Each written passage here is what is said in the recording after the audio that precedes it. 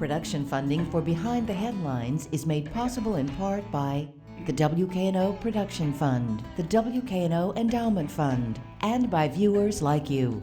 Thank you.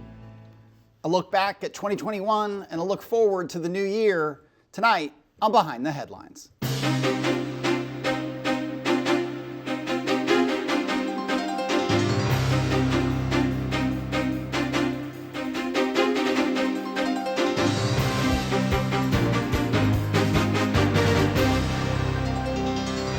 I'm Eric Barnes with the Daily Memphian, and thanks for joining us. I am joined by a roundtable of journalists this week talking about the year that was and the year ahead.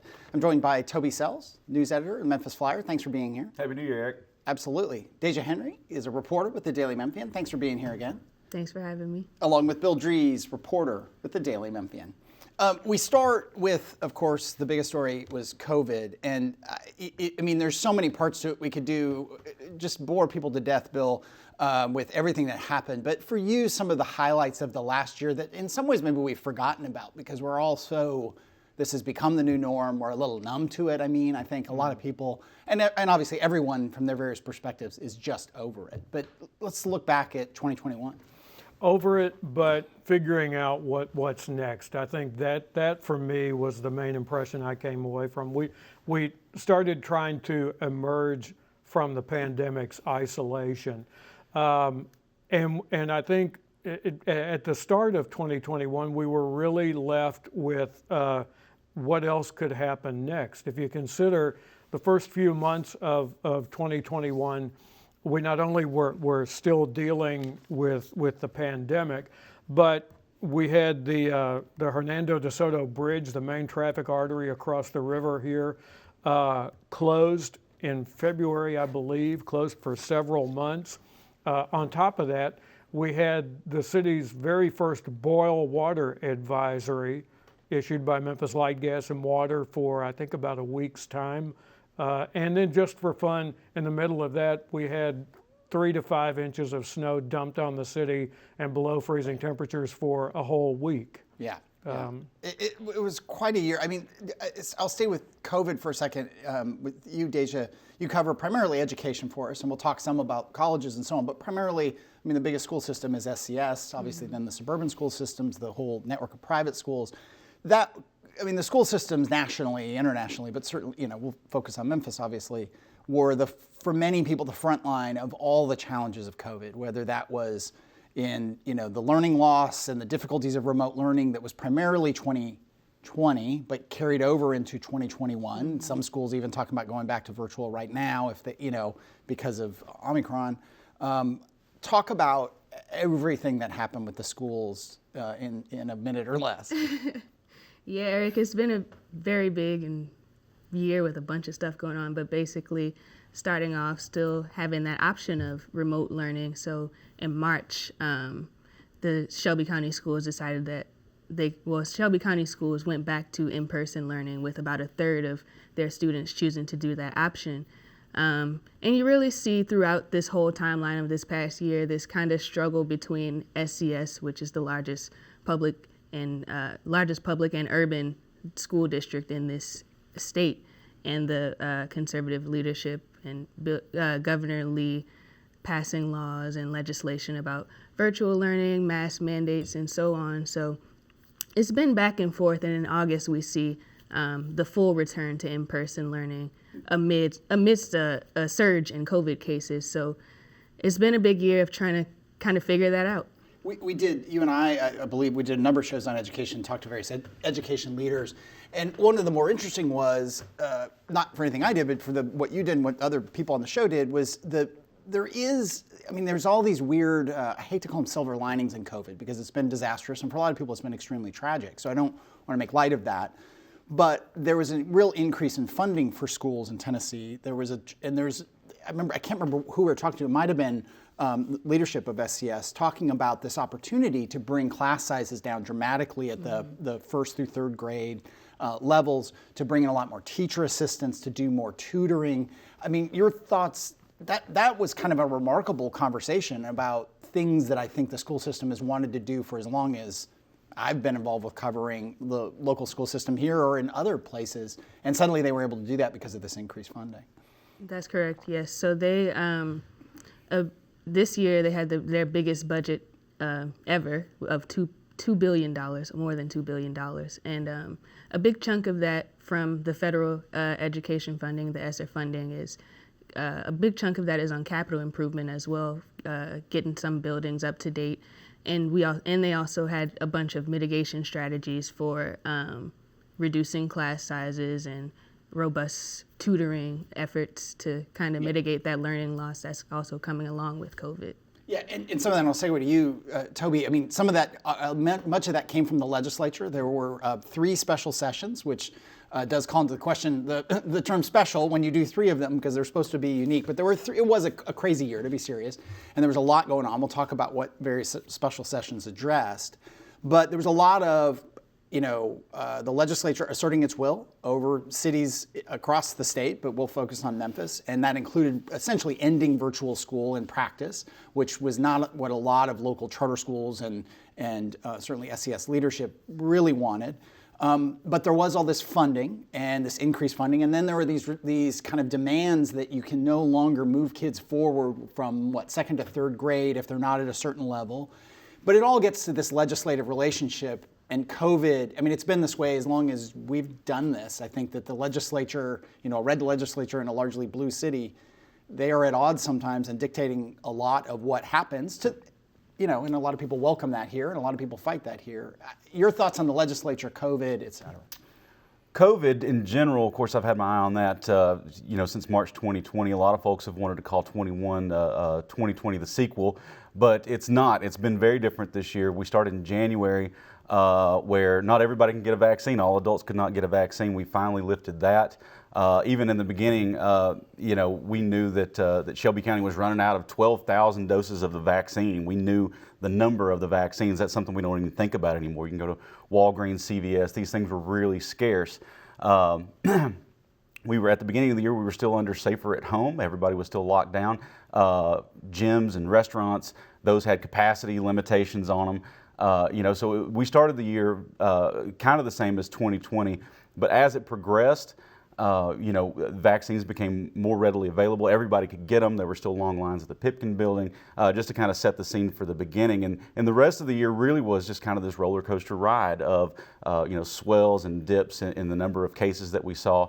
And then, in the summer, we saw the Delta surge. The Delta variant came along. And what we knew about that, it was more transmissible than the original COVID virus, and it was deadly. It really did, it sent a lot of people to the hospital. A lot of people died. And if you look at the difference of the numbers, I just ran them the other day. In 2020, there were about 900 people in Shelby County that died of COVID. And then in 2021, the number was around 1,800 for a total of about 2,700 people that have died due to COVID in Shelby County over this entire thing. And so we saw Delta kind of, start to fall off at the end of the year. And then this Omicron variant came around. And of course, by this time, we're all just so weary of COVID and everything that it comes with. But, the early info out of South Africa, UK, other places, is that Omicron is not as, it's not as harmful. And maybe the wave won't last as long. So this has really given people a lot of hope that we're really finally actually seeing maybe the light at the end of the tunnel, but we'll still have to see. But, over the year, we did fight a lot about vaccine mandates that was coming from, the Biden administration, mask mandates that was coming from our local health departments here. And one of the special sessions in the legislature focused on those specifically. They came back into session to approve the money for the Ford deal, which we'll probably talk about in a minute, but they came in after that to say, no, we're going to focus only on COVID things. And so some of the big things that they did was they gave a lot of these powers that reside with local health departments to the governor as far as mask mandates, vaccines, and other things. They stripped the local health departments of a lot of these powers. And so I wrote down a quote from a guy here. This is Representative Kevin Vaughn. He's a Republican from Collierville. He was the one who carried the bill that essentially stripped the powers. Here's how he explained it. He said, you know how when you give a child a new puppy, a child loves that puppy more than anything in the world. He or she picks it up and is loving it to death and squeezes, and that puppy starts squealing. it gets uncomfortable and doesn't want anything but to be put down because it's getting loved to death, and then it runs from the child from there on. That's an actual quote from him in committee that's basically saying these health departments love their people so much, but they're overstepping their bounds, and people need their space. And that was one of the arguments that won the day and allowed that bill to go through. Your thoughts, Bill, on, I mean, we've talked a lot about the legislature and how, its relationship with Memphis and Shelby County and the suburbs. And, again, Memphis and the suburbs aren't always on the same page in terms of what they want from the legislature. Your thoughts about COVID, and then maybe we segue that into, crime and the legislature's role in crime and some issues that they're going to be tackling in this upcoming session that will have huge impacts locally. The political tumult from all of this is what I think has surprised people, because if you just look on a limited historical basis at things like the influenza epidemic 100 years ago, or the yellow fever epidemic here in 1878, you tend to look at the human toll, but you tend to forget all of the political turmoil that accompanied those, and we've certainly seen that here. I mean, the director of the Shelby County Health Department resigned at the height of this, and was replaced when the state basically took responsibility for the distribution of the vaccines away from the county health department. And essentially the city had to step in. And gave it to the city of Memphis.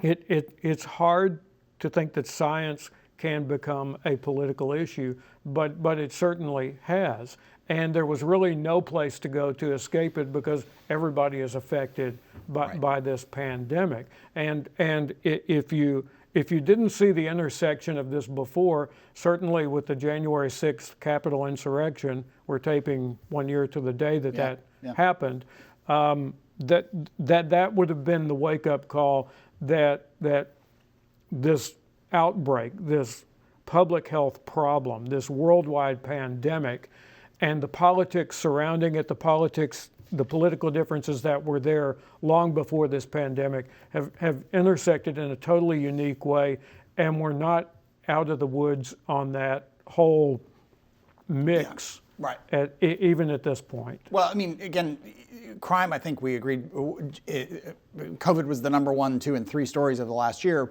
but certainly the huge increase in crime was the next biggest story, I think, that we talked about. It was a national problem. It was certainly here. I think violent crime up some 25+%. You and I did a series of shows. Amy Wyrick, the district attorney, we spent 22 of 26 minutes talking to Mayor Jim Strickland about crime. We had the Floyd Bonner on, the sheriff. We had other people, Josh Spickler, who from Just City will be on next week talking about crime, because obviously it doesn't go away just because it's the new year. We had hoped to have Chief Davis, the new police director, on. If anyone's listening, we still do want to have her on. But she came in during this last year, the first police chief in 30 years, who doesn't come from the MPD ranks, comes in and is dealt a very difficult hand, where the police department and the city strategy is to hire police, and they've been pretty much stagnant and unable to. They've hired police, but they've also lost police, so they're stuck at about 1950 in terms of the number of police. They've got a national surge in crime. Some of it seems to be related to COVID and the kind of just all that dislocation. Some of it's just where we are. And now the legislature is going to weigh in this upcoming session on police residency questions. And as we said in all these shows we did over the course of the fall, and we've heard it before, all in their various ways, the people with a part and piece of trying to fight crime or stop crime or reduce crime, all of them point to the legislature saying, the legislature, and Amy Wyrick on the Republican, Jim Strickland, I mean, everybody will say that the state is not passing the laws that many locals want, many local leadership want to help reduce crime. Right, and the basic, if you look back at this in about 10 years and you look at the crime problem, what you'll remember is that we set a record for homicides in 2020. We broke that record in 2021. That's the best illustration of the problem. But we still have this lingering debate locally about what is the best strategy. How much can you increase penalties and keep people in prison longer? And can you really speed up long-range approaches like more wraparound services? Can you speed that up enough to deal with the immediate problem that people are seeing and experiencing with crime. That discussion and that debate is very much alive here in Memphis. It was alive before the pandemic, but the pandemic, as it's done with so many other issues, has really sharpened the focus and brought that problem into plain view.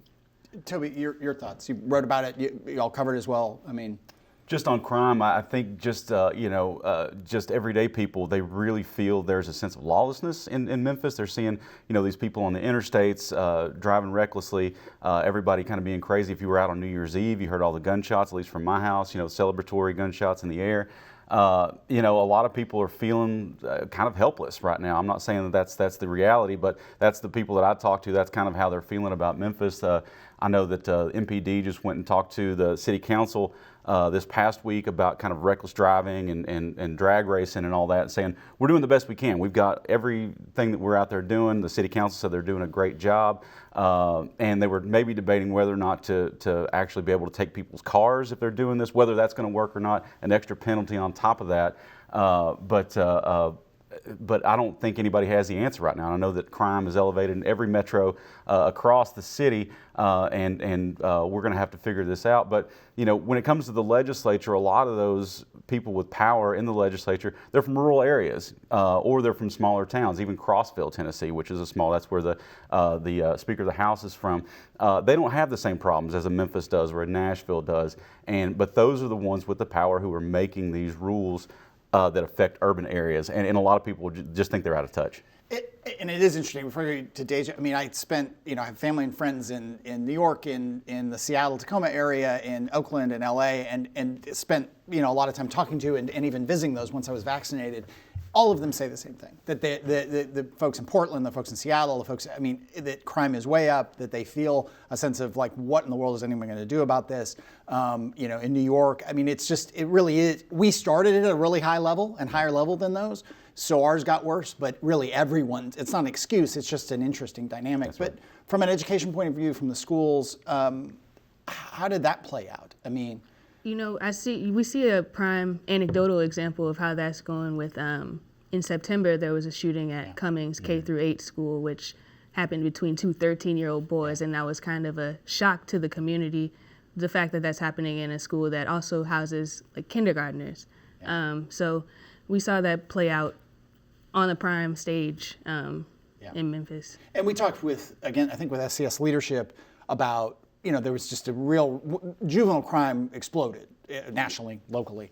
And some of that would seem to be anecdotally, I don't think it's proven out yet, but a lot of kids during virtual learning were not tuning in. They were not checking in. They were not getting on Zoom. There was the level of sort of absence, delinquency, whatever it was. I mean, it seemed to, I think we talked to some leadership who said, yeah, I mean, it was a bit of a problem, to say the least. And I mean, I remember speaking with, I think we're still doing the show by Zoom, one of the heads of one of the charter school networks saying, in the heart of this was probably the first quarter of 2021, she said, my best students are struggling. So consider how my kids who were already struggling before the pandemic are doing. And clearly, to some degree, that played out in the crime numbers. Another thought. Yeah, go ahead. Yeah, we have those anecdotal examples as well, and speaking with teachers and talking about what struggles they have and how many kids are tuning in. And there's also the numbers of, we had a record-breaking number of child gunshot victims as well this past year. Yeah, and everyone we spoke to, I mean, you can go to WKNO.org, you can download the podcast of the show, all those folks I talked to about in law enforcement and criminal justice, all of them pointed to the change in the gun laws as being a problem, that the gun violence is way up. There are more guns out there, there are more illegal guns out there, and that's not a judgment on it, it's just that all these law enforcement people from all stripes were pointing it out through the fall as we spoke to them. We mentioned, we'll go to maybe better news. We mentioned Ford, Toby, a huge announcement that I'm still calling it the Memphis Megasite. I don't care what the legislature says. It's been renamed to something that I can't remember. The Memphis Megasite, probably 30 minutes from where we sit, 45 minutes from downtown. A $3.5 billion, I mean, it's more than that. It's really a $5.6 billion investment by Ford and its partners. almost 6,000 jobs when it's up and running in 2025. As many as 27 to 30,000 construction jobs. A whole lot of suppliers that are going to come in around the Ford plant. They are talking about eventually 25 to 30,000 ongoing jobs. $900 million in state incentives that were approved in one of those special sessions we talked about. I mean, it's just kind of a remarkable investment. If it weren't for COVID, this would be maybe the biggest story of the year. We would still be talking about it. The Daily Memphian's done a great job of really covering what happened to all the other towns that saw auto plants, and it's amazing. Same thing's going to happen in Haywood County. We'll feel ripple effects in Memphis for sure. I kind of look down the road a little bit at these trucks. They're going to build their F-Series pickup truck there in Haywood County, probably in the next, 4 or 5 years, I think, when it's finally built. The SK Innovations battery plant will be there. These will be electric trucks. The F-Series truck has been the #1 selling automobile in the world for the last 45 years. Already there are more than 200,000 people that have reserved these trucks online to get them, so they won't even be, when they start coming out, they're not even going to be on lots for the next year. That's how much people want these, they want these trucks. And when it's built, it's going to be a lot of jobs.